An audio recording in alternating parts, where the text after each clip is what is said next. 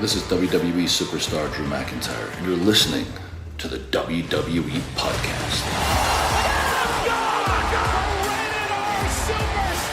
The champ is the one that everybody wants, me. It's going to WrestleMania. Claymore! Austin 316 says I just whipped your ass. This is my iron. You're going to acknowledge me. All right, everybody, welcome back to another episode of Wrestle Magic. Tonight, the Gardener, Michael Gross, and I, Maintenance Maverick, will just be having some midnight ramblings, just talking about 90s wrestling and just how it was the best and sometimes the worst in some ways. So, without further ado, Michael, how you doing tonight, man? I'm doing fantastic. We're having a great day here in Louisville. Our weather is fantastic today. I had an early day. I've been working a lot because I'm going to see my love, Jennifer, hopefully your future aunt. And I'm just really excited to go see her in Phoenix in a few days. But I really wanted to get some content created and some stuff to talk about. And so, Mav, I got to ask you, what year were you born? 1998, my friend. 1998. So I was driving across the country, folks. And everybody knows that Maverick is my nephew. I was driving from Cleveland to San Diego. I lived in San Diego, but I had to come home because my roommate was in the Marine Corps. And so he was deployed overseas for well over a year, so I went back home to Ohio. When he came back, it was time to move everything back. It's a long drive, guys. If you go from Cleveland, Ohio to San Diego, it's 3 days without turning off your engine. So it's a lot more than that when you have to actually use the bathroom, eat some food, and get off the road for some storms. But we would always stop one place. Where was that, Mav? One place. Your mother's house. Your mother's house. So, I came in one day. I got to your mother's house with my friend Michael Elwood and Marie and your older sister. She was very little. She was maybe 2. And you were a baby. And so this is the first time I met you. I went into the house, and you had a broken leg as a child. It was really weird. But my sister, your mother, was like, "You want to see your nephew?" I said, "Yeah." And so she took me to her bedroom and opened the door, and you were laying in a crib. You were so small, so teeny. And I just remember looking at you, and I was like, "Oh, that's my nephew." And she told me that your leg somehow had broken as an infant. And folks, this isn't an abuse story. Like, seriously, I don't know what happens. I don't even know if you remember that. So... But legend has it from the stories that I've been told that I was, I guess, trying to learn how to walk. I guess I stomped too hard and just something snapped. You were so small. You were so small. So, folks, the next day, we all went to sleep. I mean, we were just tired. We'd come through actually tornadic weather, severe thunderstorms, and when we got to my sister's, your mother's, we were just beat up. We were tired. And so myself and my roommate, we all just, everybody crashed. Your dad and I had a couple of beers, and that was it. The next day was breakfast. And so she brought you out and put you in a high chair. And when your mother wouldn't look, I was feeding you jelly from Jelly Donuts, and she didn't want me to do that. That I didn't I just know kept about. yes, I kept feeding you jelly. And then she's like, "Why is Maverick licking his lips?" And what was the old story? Oh, I was feeding him from my man teat. So now you know the whole story behind the man teat. And so my sister thought I was trying to nurse you. And so then I would threaten her when she was across the room. She was tired. I mean, she knew, second child. And I would just be like, "Oh, I've got the child. I'm going to feed him from my man teat." And I'm like, "Oh, look, I'm getting him closer." And she would run across the room. And I felt so bad. So that was a long story, a long traveled rib that we'd had for many, many years. So now you know the story behind the whole man teat thing. And, but I just my kept little giving you sister, jelly. for the longest time, little Gabby, used to always call you Man-Teat Guy instead of Uncle Mike or anything. Well, but I just kept feeding you jelly from the Jelly Donuts because I knew it was eventually going to give your stomach problems and you're going to just flush it out and she'd have to deal with it. So that was my way of ribbing your sister quite a bit. But Let's talk about the 90s a little bit, because you were born in 1999, okay? And so 98, I was but yeah. 98. Sorry, I'm the worst uncle in the world, guys. So not as bad as your Uncle Muggs. So when it comes down to what's important in wrestling, 90s changed wrestling. So we're going to give you a brief synopsis of what happened in the 90s and why it spun the whole wrestling world on its ear, because that's what you want to hear. You want to hear about wrestling. You don't want to hear about the man team. So Hey, you I never wanna know. start- There's some people that might want to talk about it, but we'll leave that for something else. I really don't want to talk to them. So no. So let's dive into this a little bit. Okay, so the golden era, as everybody called it, which was the 80s, that was the WrestleMania era, when the dawn of WrestleMania came about. But by WrestleMania 4 and 5, the Hogan era had become stale. They tried the belt with Savage. They didn't know what to do, so they turned him heel. Of course, how do you have a 250-pound, 6'1" guy go against a 6'7", 300-pound babyface? It does not matter. They didn't know what to do. And there was many trials, which we're finding out today, that were covered up with a lot of hush money. But I saw a lot of these on, your Geraldo Rivera shows, your Oprah Winfrey's, whatever your talk show du jour was. These shows that were just terrible, and they were talking about allegations of sexual abuse. They were talking about allegations of drug abuse and allegations of steroids. Right. Now- I mean, back then that was kind of the big thing, was all the top stars, they were larger than life, so to speak. So you had pretty much everybody just shooting up with roids. Hogan and all those guys, really, they looked so massive, and I guess the steroids were really just a big thing, right? Absolutely. Everybody was on him. And if you look at like every superstar wrestler, whether it be NWA or it be WWF at the time before it was WWE, or when it became WCW, the Road Warriors. I mean, all these people have put in their books. Ric Flair's put in his book that he did steroids for many years. Hulk Hogan he came out on the Arsenio Hall show and said he did steroids, then testified against Vince McMahon. Okay, this was a changing of the guard. So the 90s became a mess for wrestling. It became a hot dumpster fire. So they didn't know what to do. Now, the NWA was purchased from Jim Crockett by Ted Turner, who made it, from NWA to WCW, but they still used NWA titles until the NWA seceded. That's a whole other story for our territories. But Right. I mean, so as the steroid era kind of comes to an end and everything, I've read that Vince McMahon had some trouble finding who was going to be his next star, because, I mean, who are you going to find somebody that's naturally that big? So he turned eventually to Lex Luger, I believe, correct? Well, he actually turned his eye to two other people first. Shawn Michaels, Bret Hart? No. Before them, he was still looking for the bodybuilder. So first he tried Tom McGee. Tom McGee was a gymnast. This guy was chiseled, jacked, racked, stacked. I mean, I wouldn't fight the guy. And he had a tryout match with Bret Hart. Of course, Bret could make anybody look good in the ring. However, when he went in against your Steve Lombardis or your, Barry Horowitz, he looked like the DSs, and anybody who works in the company or in wrestling knows what the DSs are, the drizzling S's. And I figure you guys can put together the dots on that one. So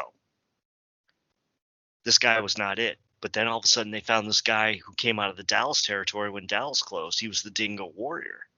And then said, shave your mustache, and we're going to make you look like Hawk from the Road Warriors. We're going to call you the Ultimate Warrior. And, of course, that wasn't working really well. But they were all part of the steroid era.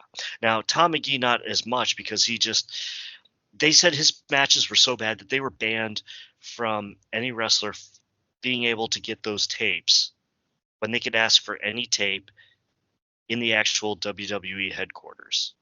Isn't that crazy? I think Chris Jericho actually said he asked every week, I want the Tom McGee versus this guy match. And they were like, no, we won't give that to you.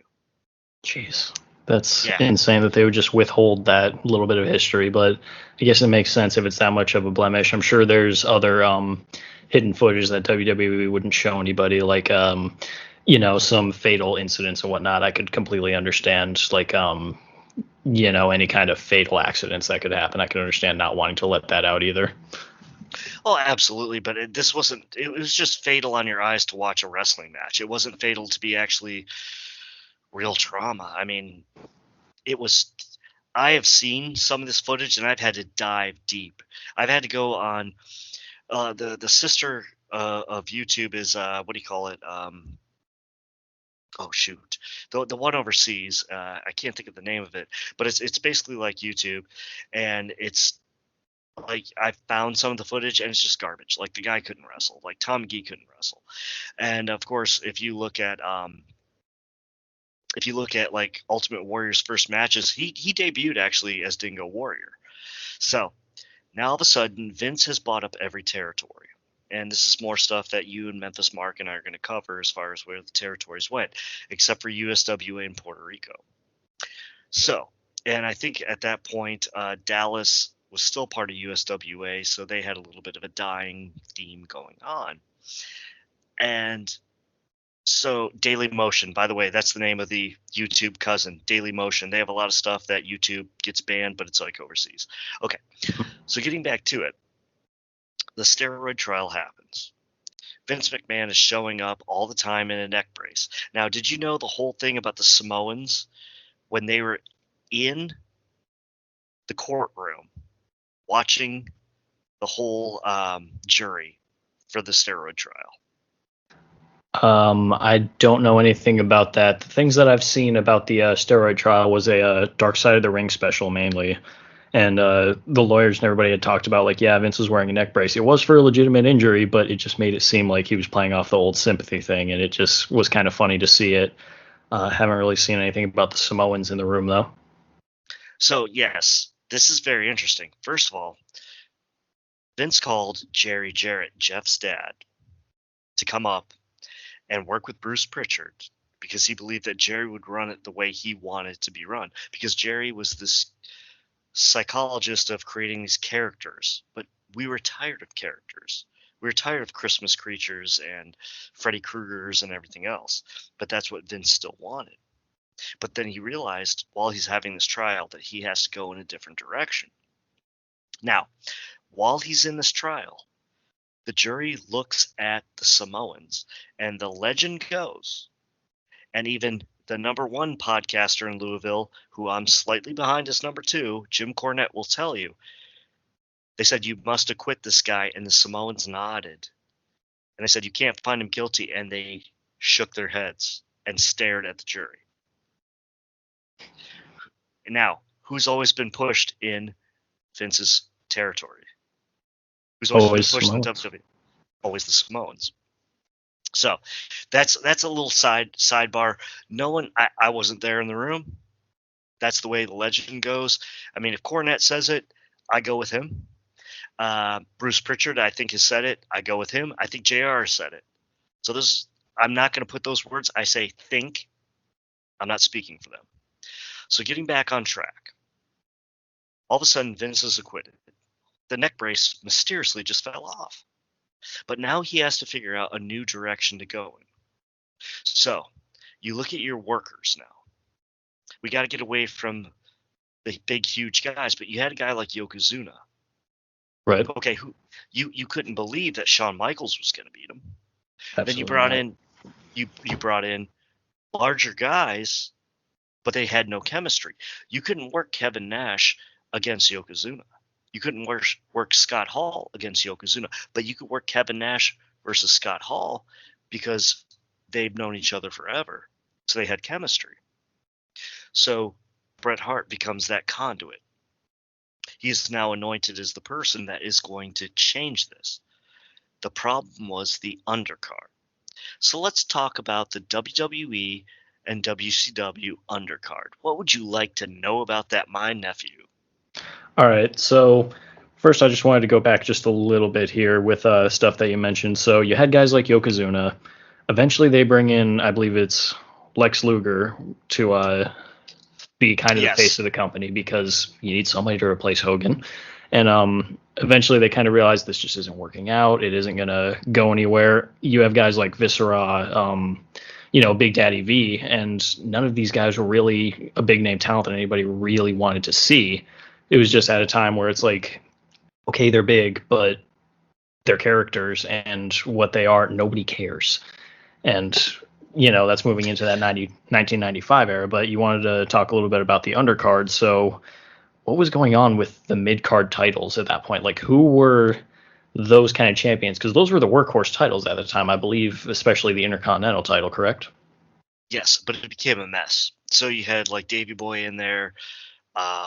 Your tag titles were switched between like Bob Holly and the 1-2-3 Kid to other people. Smoking Guns, which the only person who came out of that unscathed was Billy Gunn. You had a plethora of just hodgepodge. They did not know what to do. So it brought in Duke the Dumpster Droese, the Godwins, Hog and Pig. I mean, it was just silly stuff.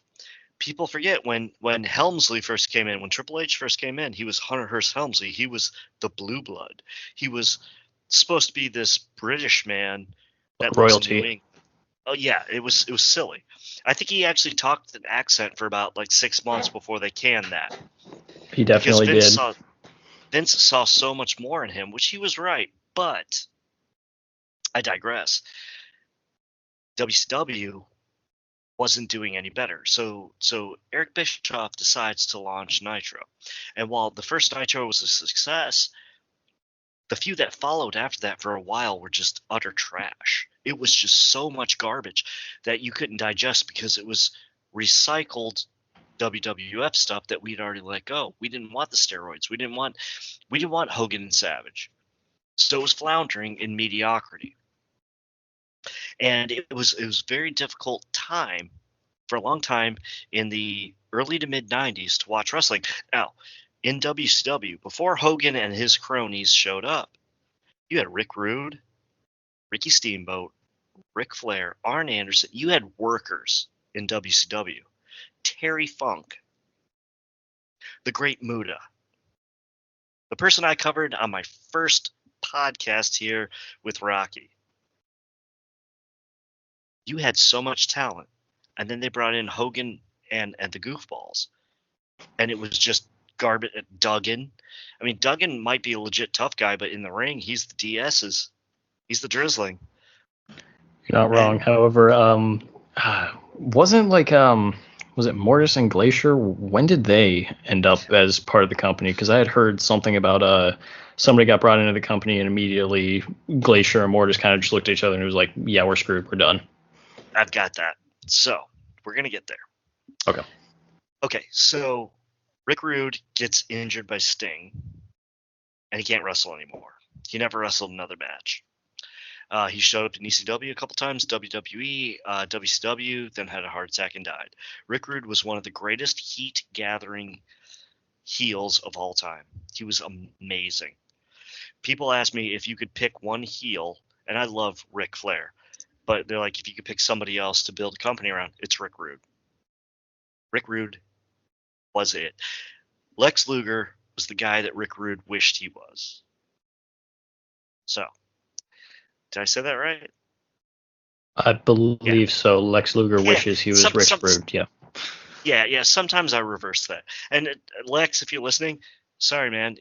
You had the body. You did not have the skill in the ring, and you did not have the heat. But you had so many talented people in WCW, and then Hogan's whole crew, Nasty Boys, came in. And while I'll give Nasty Boys something. They can always garner heat. No matter where they go, they're going to grab heat, and they're going to make the crowd hate them. But always putting titles on them, yes, you do it once, just to have a mega babyface tag team go over them. But they outlived their welcome at some point. So here we are in the 90s. Now wrestling's floundering. WWF can't figure out what to do because they did the Hogan Bret Hart debacle as far as what we're going to do with the title. So Bret loses to Yokozuna just for Hulk Hogan to get it. No one wants it. Hulk Hogan's out of the company a couple months later. Yokozuna, I love you, baby. You sleep well in heaven because you beat Hulk Hogan, and he is one of the worst in-ring competitors of all time. So Hogan's gone. Now we have to build a company around Hogan and Bret in WWF. While WCW is using these old stars that no one cares about. This is starting to rub the Monday Night Wars. So the kickoff of the Monday Night Wars is Luger jumping back from the US or Lex Express, which was a failed experiment. It's great if you have the look, but if you have, I would say Lex Luger's in-ring is about on par with Hogan. There's nothing that will wow you. It's the same 6 or 7 moves, and that's it. Getting back to brass tacks and baseball bats, my friend. So Luger shows up on the first Nitro when he was booked for a bunch of Raws. WWE didn't know because they forgot that they let his contract lapse. So he's booked for like 5 or 6 shows, and all of a sudden they're turning on TV and they see him coming out of the Mall of America, I think out of a Gap or something like that, which it's not bad clothes, but I'm a more Banana Republic guy, same company, but higher threads. So what it comes down to is that was the first shot. So all of a sudden we start getting a little bit of competition, but it wasn't great still. All you had in WWE was Bret, Owen, Bulldog, Shawn. Diesel, he couldn't work. He was just an attraction. And Razor Ramon, Scott Hall could work, but was he working that day? We don't know. And so then there were some very talented undercard guys. Bob Holly. I was not a fan of him when I was young. You know what I'll say about Bob? Solid worker. 100%. I look back at his matches. The guy never missed a cue, never missed a damn thing. Bob Holly was great. He just wasn't a marquee. That's not his fault. They didn't market him right. They didn't know what to do with him. And he was Southern. So Vince already had it out for him when he got in there. Thing is, Bob could beat the heck out of guys whenever he wanted to because he was a legit tough guy. So Vince kept him on to kind of take care of things when Vince didn't like somebody. Now, getting back to WCW, they're floundering. They're just using old WWF, WWE, whatever you want to call it, main events over and over again. People aren't buying into it. People don't want to see Duggan. Do you know Steve Austin's last match? He lost the U.S. title to Duggan in a 30-second roll-up. Really? Absolutely. It was disgusting. And the people, like some clapped, but most of them sat on their hands. They didn't want to see this anymore. So Steve Austin gets injured. He goes away. Mark Marrow decides he wants to go someplace else. Now you guys might know him as Johnny B. Bad, which was his most entertaining point of his career. He was great as Johnny B. Bad. As Mark Marrow as himself. Oh God. Dear Chris. Yeah, I know what you mean. I mean, I remember when I got the WWE Network and I started going back and forth watching between Nitro and Monday Night Raw from back in that era, and I was actually asking you, like, hey, who's this Johnny B. Bad guy? He's actually pretty good. And then you immediately just said, it's Mark Marrow. I still can never forget just thinking, like, it's that guy? How did he make such a drastic flip? I don't get it. And yeah, I guess it leads us to here. Well, because Vince wanted that character so bad. Then he realized he couldn't own the character because it was owned by WCW. It's one of the things WCW screwed Vince on. And so he didn't know what to do. So like, well, I'll just make him the wild man, Mark Marrow. And before he got injured, he did some amazing stuff. He was supposed to be a main eventer. Their new breed. This was the new breed now version of WWE, WWF, whatever you want to call it. I'm still going to call it WWF at the time. Okay. So their people, Bret and Shawn were made. Kevin Nash and Scott Hall jumped. So they thought the next people who were going to be the main eventers, Triple H, who got punished for the whole curtain call. so he was screwed. So he got put down to the mid card. But their main eventers: Ahmed Johnson, Mark Marrow. Oh, there's somebody else in there that was just like heinous. That you're just like, what were you thinking? Was it Sid Vicious, or I know he was around in that Well, era. Sid hopped back and forth. I told you about the time I prank called Sid. That was really funny. You did? Oh yeah, that was one of my funniest things I ever did. My friend Tom and I. Okay, guys, we'll sidebar real quick. So Sid lives in West Memphis, Arkansas. I used to live in Memphis. My friend Tom and his now wife, but when they were dating, they broke up for a hot second. And so she was sitting in a bar someplace and Sid started hitting on her. Tom called her because he was like, we need to be together, And Sid gets on the phone and like cuts a promo on him. About 3 or 4 years later after they're married, Tom calls me. He's like, "Are you at the French Riviera Spa?" Which is a place I used to work out at. Yes, guys. The skinny guy used to work out. I was like, "No." He's like, "I'm across the street from your place.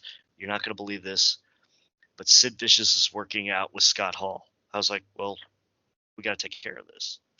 So he came over. We called the French Riviera Spa on Union Avenue in Memphis, Tennessee. And we asked for his real name, Sid Udy.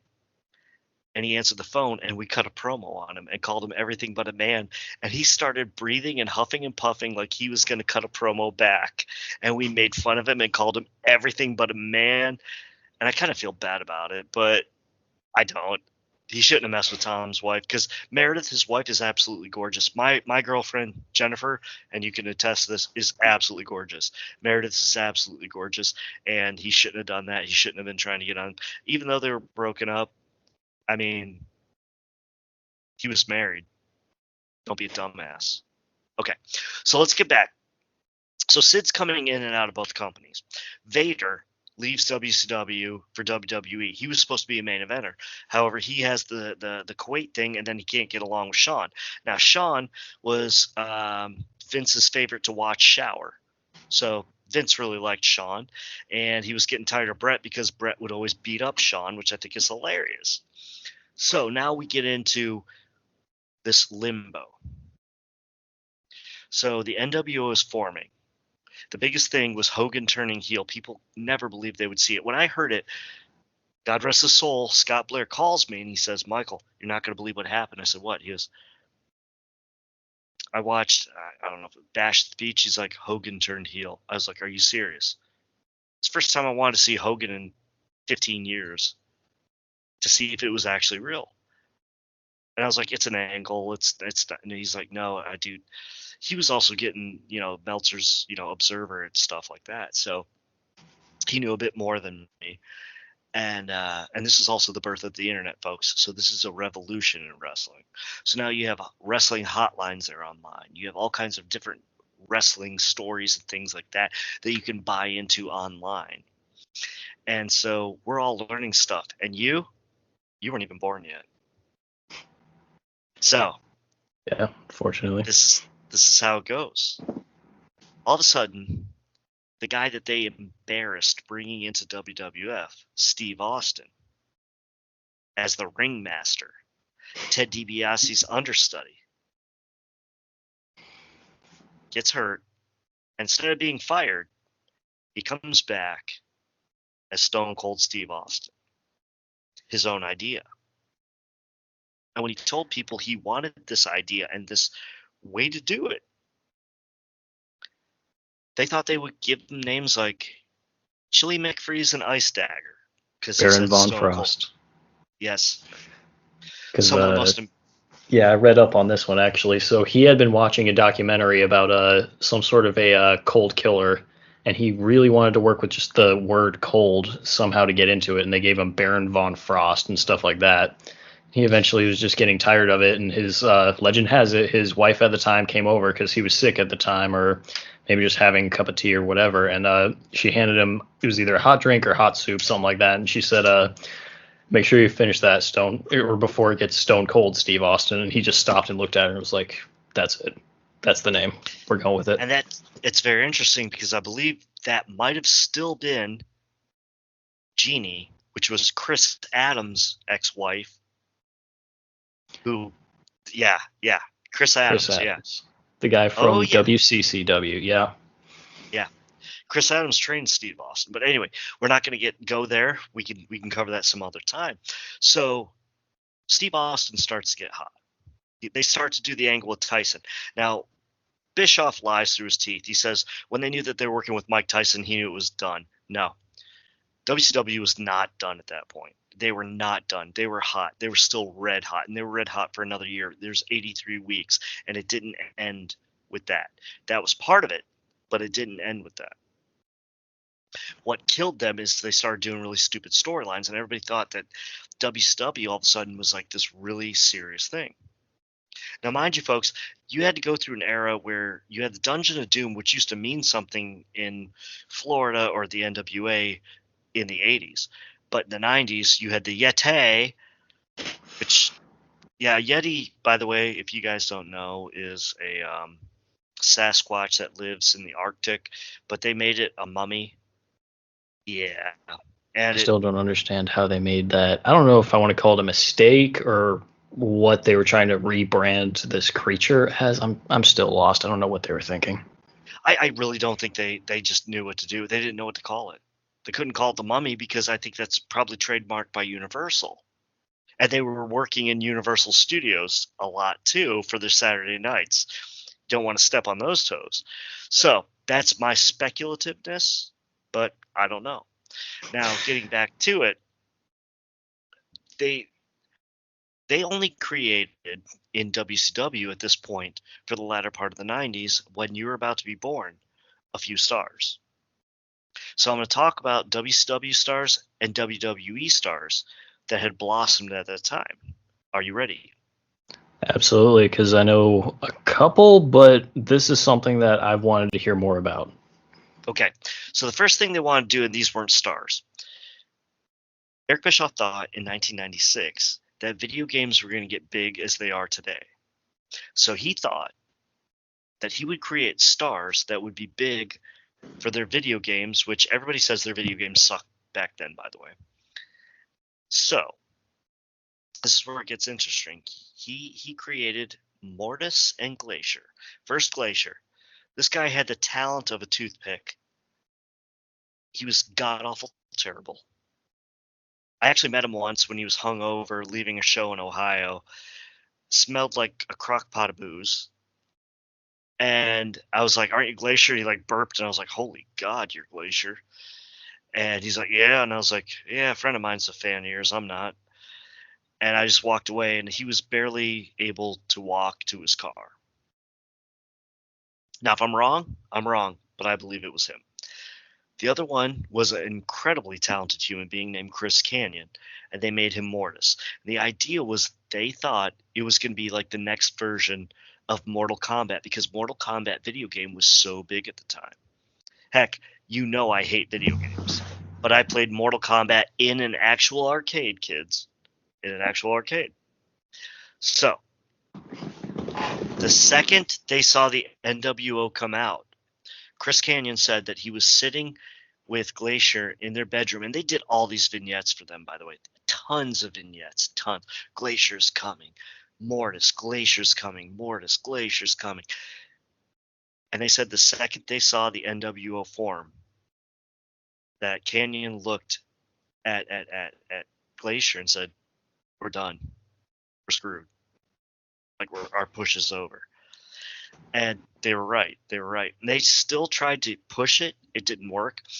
And actually, at the end of one Nitro, I can't remember what Nitro it was, but this is awesome. At the end of one Nitro, they had like WCW good guys like, DDP and stuff like that, which we'll get to in a second, and Lex Luger and stuff like that. And the NWO in the ring, it's like a big like face-off, right?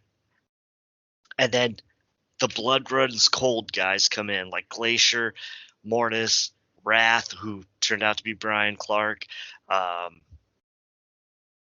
Ernest Miller, and they kept zooming in on them like they were going to be something, and that's when people turned the channel to WWE. They're like, these guys are idiots. So that was a failed experiment, obviously, right? Right. So that was like this whole storyline they built up for like 6 or 7 months for one guy in Canyon who could wrestle really well, one guy who was good for a big man in Brian Clark, a guy who was absolutely terrible in ring in Glacier, and then Ernest Miller who could gain heat because people wanted to change the channel on him. So that's what we had. That's what we had. So WCW is circling. Now, the people that they actually created. DDP. Even though I believe I saw him in Dallas before he was in WCW, it wasn't the fact that he was there before. And people forget that he was actually the guy driving the car, I think, for the Honky Tonk Man in WrestleMania 3. Did you know that? I had no idea. This is the first time I'm ever hearing of that. You might want to look that one up.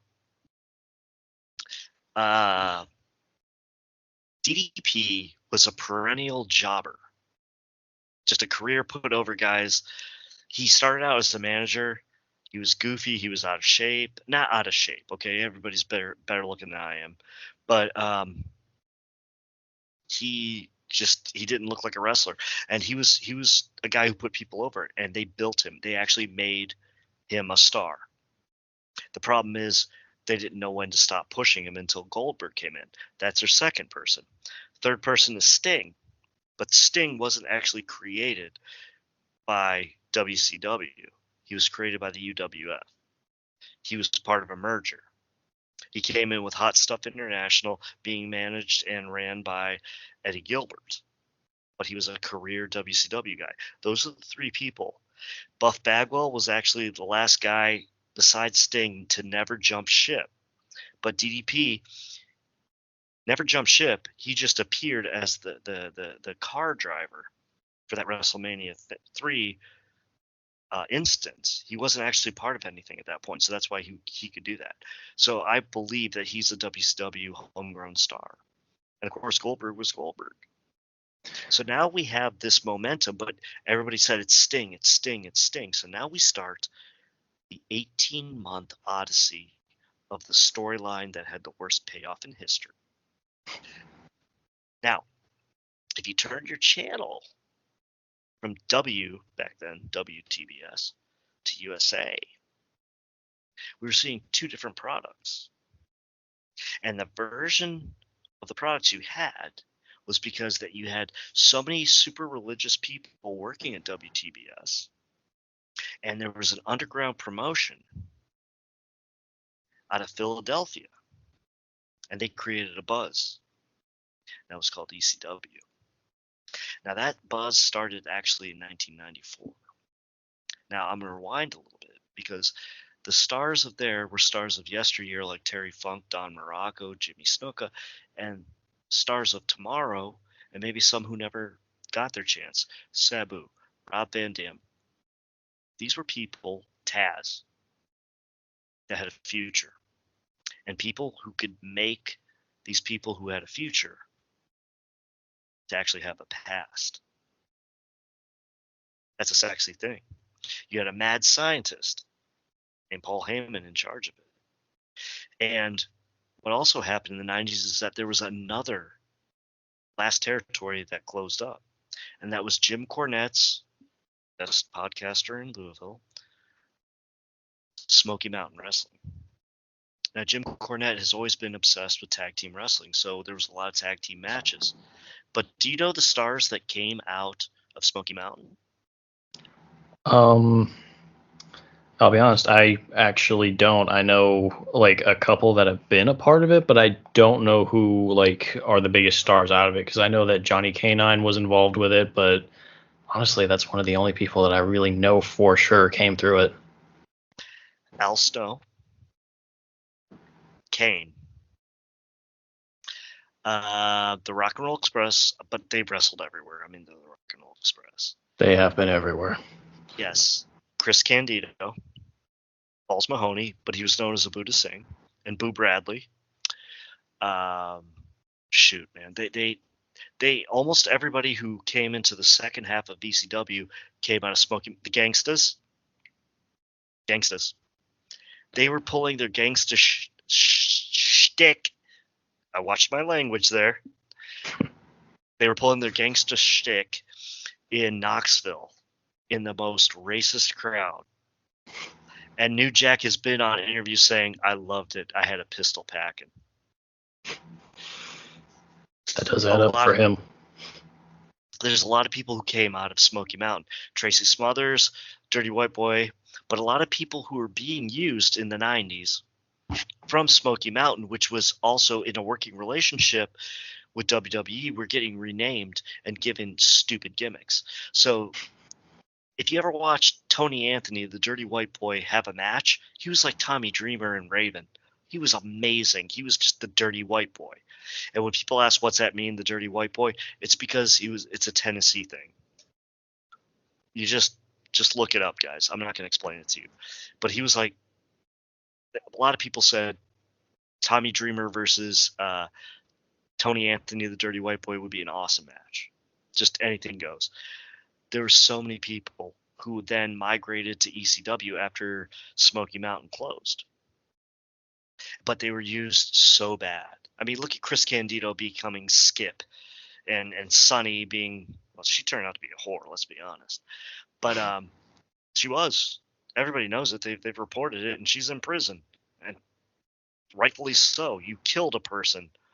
But there was a lot of talent that Jim Cornette could see and that Paul Heyman could see.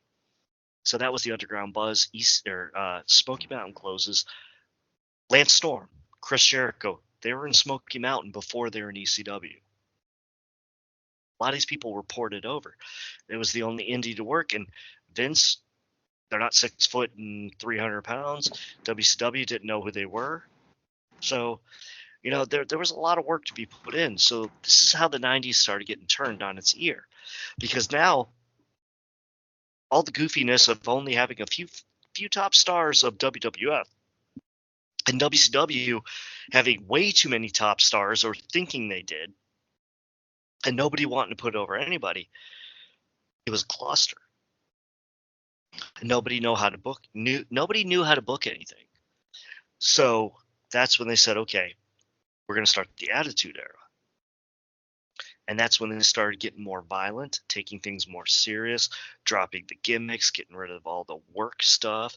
And that's how WWF eventually beat and destroyed WCW in the 90s.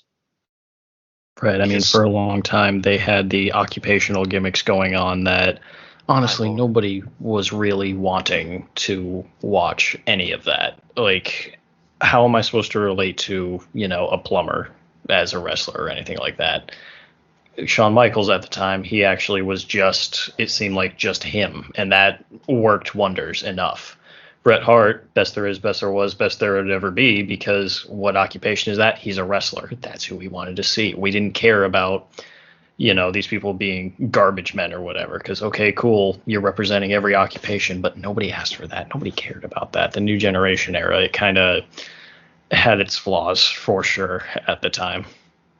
The New Generation era, which was right before the Attitude Era, was such a terrible idea. I remember, like I said, God rest his soul, Scott Blair calling me one day. He's like, well, on commentary, we got a new representative of the new generation. It's the Honky Tonk Man. I mean, and that's when the Honky Tonk Man brought out Billy Gunn as Rockabilly. It was the same stuff recycled. We used to call it recycled Alpo. You can figure out what that is. So just one of those deals where it was just, yeah, I think it's set in.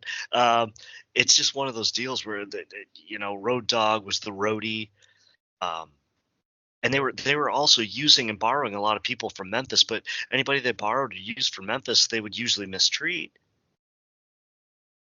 Of course, a lot of people from Memphis, let's be honest, were unruly and they weren't very tamed, and I know this for a fact. A lot of them just did not have manners because they were used to being big fish in a small pond, and now they're in a really big pond and small fish, and they didn't know how to deal with it. But the Smoky Mountain thing, I mean, you bring in Chris Candido. I mean, the guy was talented, so talented. Hell, oh my gosh. And Tom Pritchard. and we don't know what to do with. Let's just make them a goofy bodybuilding team, and then let's make because Shawn Michaels is such a douchebag because he was getting with Sonny that they buried Chris Candido. I guarantee you this much: if you put Chris Candido in a room with Shawn Michaels and told him what was really going on, Shawn would probably be crying on the floor when he was done because his friends couldn't come in and save his life. And that's what happened. Like, the 90s were a crazy place. So as we go to close the 90s, Smoky Mountain's gone, ECW's going to close up, WCW's going to close up in a couple of years, and all of a sudden we find ourselves saying, was there really a war? Well, you had to evolve. WCW could not evolve at that time. And they started going back to childish stuff. So they were the ones to start with the more adult things with the NWO. I mean, Bischoff's only idea ever, which he ripped off from Japan, the Aristus group, and he had no follow-up. And then he gave everybody so much political power within their contracts that the place was imploding left and right. And then you had moments like the finger poke of doom. You had moments like Ernest the Cat Miller beating the Great Muta, because that's injustice. You had so much garbage going on. Then you hired people who couldn't be muzzled, like Vince Russo and Ed Ferrara, and then Ed Ferrara doing just the worst ever portrayal of JR. Yeah, the Oklahoma gimmick, which is very looked down upon in the wrestling world now, just making fun of even like the health aspects of Jim Ross. Why would you do that? That is a terrible idea. But another thing that I've actually read up on a little bit was WCW had some of the worst financial issues possible. Like, they would fly the entire roster to every single show for the entire time that WCW was around. Can you imagine just bringing every single person, even the ones that aren't going to be used in the show? They didn't care. They were bringing everybody. They were making such poor. They were making such poor decisions that I believe they had Lanny Poffo. Now, don't quote me on this, but I think I read it in Sex Lies and Headlocks. He was on the roster for 2 years for like $150,000 a year and never set foot in an arena. Jeez. Just because he was Randy Savage's brother. There's a lot of people like that. A lot of people will tell you, like, hey, like Iron Sheik, I think he was making $100,000 and they just forgot to deny his contract, so it just rolled over and they just kept paying him. Amazing. They made so many piss poor decisions as a company. I like, honestly, if I had that kind of money, I could only imagine if Paul Heyman had that money with DCW, what he could have done. He could have kept his talent, not given him away, and had a national product. True. Or even Jim Cornette with Smoky Mountain, because Smoky Mountain, if you watch some of those matches, those are great matches. They were entertaining matches, and there were storylines. Everything was built around a real story. And so that's what all of a sudden dried up. It became ECW got really mimicked because that's what people wanted to see. People were staying up. Your Uncle Tim and I would stay up till 2 a.m. on a Saturday night. Boy, we really had a life. Girls really wanted to get to know me, guys. And just so we could watch our 40 minutes of ECW on Sports Channel USA. I've talked about it just. It was the first time I saw it. I was living out the 166 house. So, guys, I used to live at this house at the corner of 166 and Route 534. You don't need to know where. And we'd gotten cable, and I was 19. It was maybe 20. I was 20. And this was like 96, okay? And I'm flipping through the channels. We had about 40 channels, guys. That was the luxury back then. And I found ECW on Sports Channel America at 2 a.m. And I was like, oh my God. The first thing I did, I called my friend, the late great Scott. I said, Scott, turn on channel 20 right now. He's like, why? I said, just do it. And he saw it. He's like, oh my God. And so every week.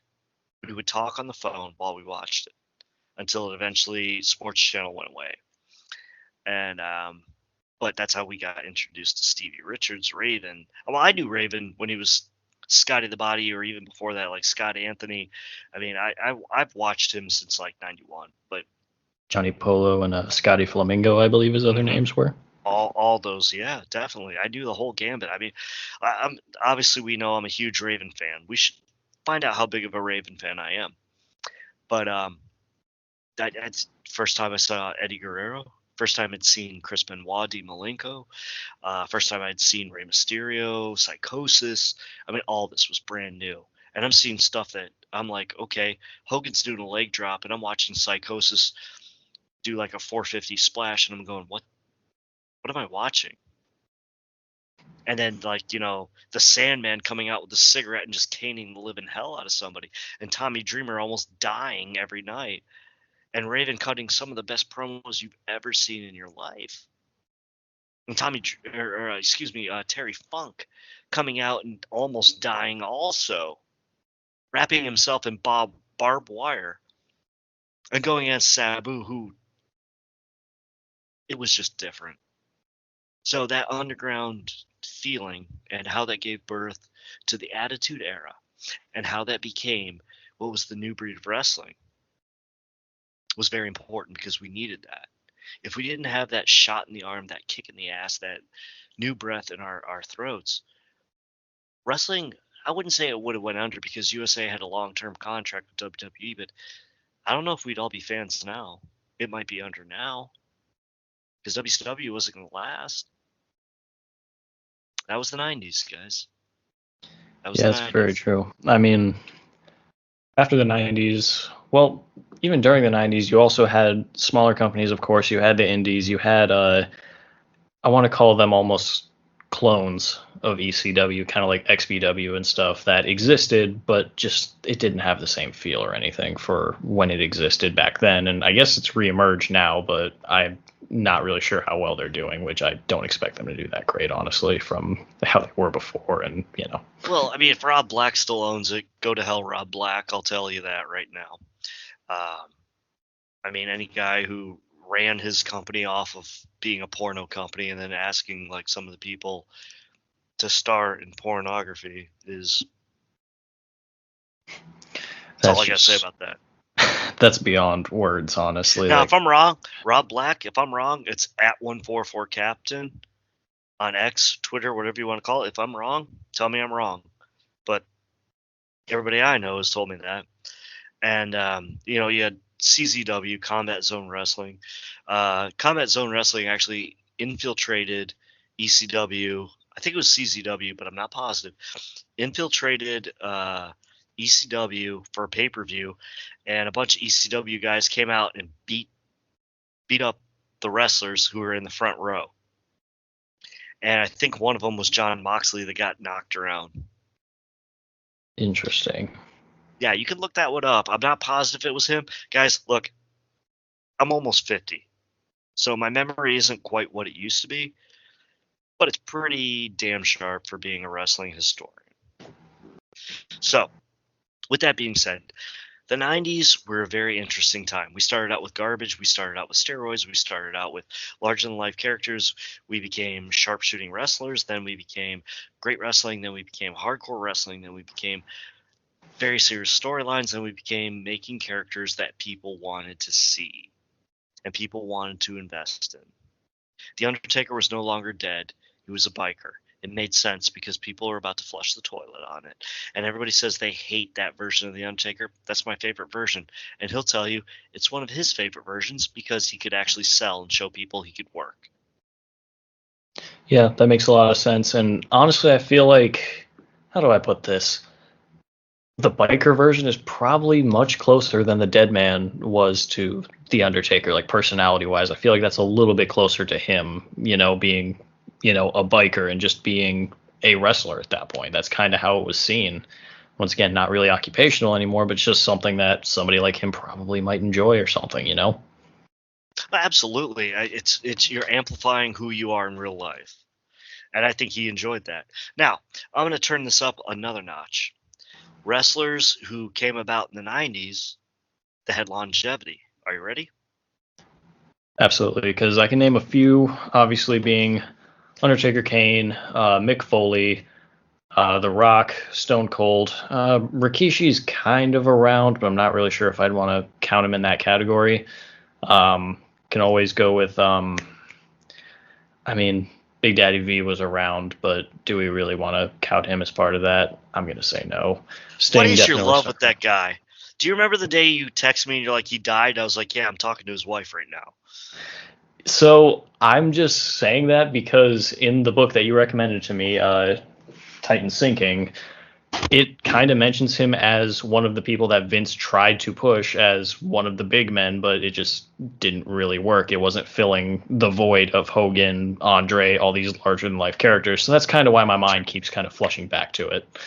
But yeah, so obviously you have guys like Sting. I don't think DDP really lasted too long into the 2000s or anything like that, but I've noticed that Sting going into TNA and such after WWE kind of bought out WCW and everything, it's different. He really kept the character together, and honestly, he's been loved wherever he's gone. So I gotta say, Sting, hats off to you, man. You've had a long career, just retired. Congratulations on that, man. But those are a few that I can name that I know lasted from there. So yeah, a lot of names that I'm gonna overlap with you. Kane, these are people that like kind of popped onto the scene in the 90s, as opposed to they might have been working before that. But Kane, Al Snow, um, Chris Jericho, Lance Storm. Oh shoot, man! I mean, there's so many. Eddie. Yeah, some names I can't say. The another name I want to say, but I can't. Dean Malenko. Um, I mean, it was a dawn. Shane Douglas, Raven, Perry Saturn. A lot of these people became household names from the 90s that no one ever gives the credit for. Brian Pillman. And ladies and gentlemen, every time if you are in Florida and you see Lexus King wrestle, just scream Brian Pillman. Just scream Brian Pillman, because his father was amazing, and his father reinvented a character that was so amazing that Steve Austin even said, "This is going to rival me." Goldberg. I mean, Chavo Guerrero. There were so many names that came out in the 90s that people will not give. I mean, honestly, Jeff Jarrett was wrestling in USWA, but no one was seeing it unless you were watching ESPN.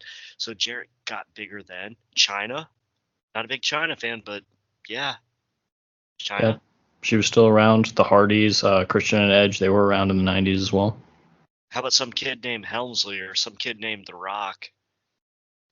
Austin was around before that, but 89, 88, 89 was like really his start in Dallas. But I mean, 90s is when he really got into WCW and really blew up. There are so many names that came out of the 90s. Like the 80s had a lot of names, but the territories were so big, and there were so many older people that were retiring. It wasn't the same. The 90s made more wrestling and more wrestling fans than any other generation. And then your Uncle Tim, he and I would get magazines. Yeah, because every girl wanted to get to know me back then. And we'd find out about like Kenta Kobayashi and Shinya Hashimoto and everybody overseas. Super Delphine. Didn't he have a tag team partner? Super Delphine. Didn't he have like a tag team partner that was like themed after a crab or something? Oh, I can't remember his name. Oh, you put me on the spot on that one. But yeah. It was just a different time. And it was romantic with wrestling back then because it became hot, and that was the dawn of the tape trading era. And so like RF video got really hot, and it was before DVD or the birth of DVD at the end of it, like 90 '98, something like that, is when DVDs started to blow up. But before that, RF video, everybody, you just get on the internet, the birth and the baby of the internet, and you'd be like, you have this match of this, well, I'll trade you this match of that. So you've got Hogan versus Muta when he actually worked, versus, having Super Delphine and Grand Sasuke versus, Rey Mysterio and Psychosis. I mean, the stuff that we had to tape trade back then, and the abilities and the hunger for it. The hunger was at its epitome. 1990s. It's a good way to put it. I mean, so growing up, I was obviously a little bit after the tape trading era, but I remember my friends and I, we had the DVD box sets of certain wrestlers and their matches, because for a while WWE was releasing like, oh yeah, here's the history of DX, here's the history of, Jeff Hardy's career. They called it My Life, My Rules. Okay, here's it didn't matter who it was really, if they were going to be leaving the company, or if WWE just felt like, hey, this guy, he's gotten big enough, we could probably make some money off of if we were to release just a set of his matches. That's what me and my friends used to do, in a way, because we used to either go to each other's houses, just watch together, or we would just trade for a week and then trade back after. So, yeah, I kind of hear you on that. I mean, it definitely kind of lasted as well. Well, before streaming took over, I remember in 2004, my best friend Miguel, he got me the Fallen Ones DVD. Ooh. Yeah, and I threw it out after the whole incident, but I had Benoit's DVD, and just watching his whole story and everything else, it was just amazing.